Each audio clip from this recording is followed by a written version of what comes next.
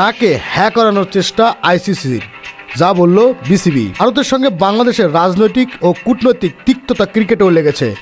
2024 সালের 5 আগস্ট হাসিনা সরকার পতন ও পরবর্তী সমস্যা সংকুল সময়ের কষাঘাতে প্রতিবেশী ভারতের সঙ্গে রাজনৈতিক ও কূটনৈতিক তিক্ততা স্পর্শ করেছে ক্রিকেটেও। অনাবশ্যক ও আনভিপ্রবত অসঙ্গ ভদ্রলোকের খেলা ক্রিকেট ফেলে দিয়েছে দুষ্ট চক্রের ঘূর্ণিপাকে। সবচেয়ে বড় ক্ষত হয়ে দেখা দিয়েছে ভারত কট্টরপন্থীদের মোস্তাফিজ বিরোধিতা। বাংলাদেশ ও ভারতের মধ্যে 5 আগস্ট টানাপোড়েন এই অকিঞ্চিত ঘটনা বিশ্বকাপে বাংলাদেশ খেলার ওপর প্রশ্নচিহ্ন বসিয়ে দিয়েছেন। আশা ও আশঙ্কার দোলাচলে দুলছে বাংলাদেশের বিশ্বকাপ ভবিষ্যৎ। নিরাপত্তার সংখ্যায় ভারতের টি-20 বিশ্বকাপ খেলতে না যাওয়ার সিদ্ধান্ত থেকে বাংলাদেশ ক্রিকেট বোর্ড বিসিবি এক চুলো নড়েনি।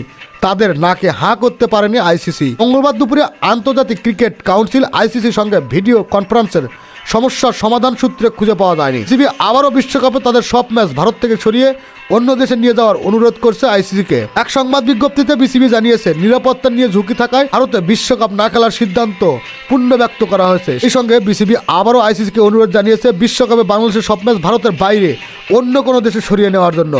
আইসিসি অনুরোধ করেছে বিসিবি যেন তাদের সিদ্ধান্ত পূর্ণ বিবেচনা করে। অবস্থা দৃষ্টি মনে হচ্ছে আইসিসি ও বিসিবি মধ্যে অনুরোধের আসর চলছে।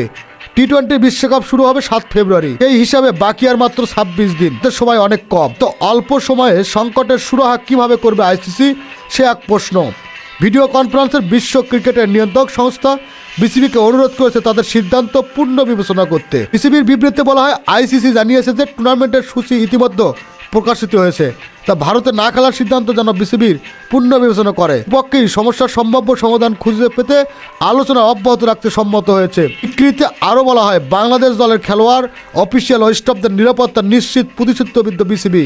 পাশাপাশি বিষয়টি মীমাংসায় পৌঁছতে আইসিসির সঙ্গে গঠনমূলক আলোচনা চালিয়ে যাওয়া। সাবেক রাষ্ট্রদূত হুমায়ুন কবির বলেন, বাংলাদেশ ভারত একে অপরের সঙ্গে অনেক বছর ধরে ক্রিকেট খেলছে, কিন্তু সাম্প্রতিক সময়ে ভারতের দিক থেকে এমন কিছু কাজ করা হয়েছে যার কারণে বাংলাদেশের ক্রীড়াঙ্গনে স্বস্তি তৈরি হয়েছে। বাংলাদেশ তার অবস্থান পরিষ্কার করেছে, অখুশি হওয়ার কারণও জানিয়েছে। সংকটের শুরু ভারতীয় ক্রিকেট বোর্ডের নির্দেশ, আইপিএল থেকে মোস্তাফিজ রহমানকে বাদ দেওয়ার পর কোনো কারণ ছাড়াই আইপিএলে তার দল কলকাতা নাইট রাইডার্স নিজেদের স্কোয়াড থেকে বাংলাদেশ বাহাতি পেশার ফেলার পর দেশের সম্পর্ক অবনতি হয়।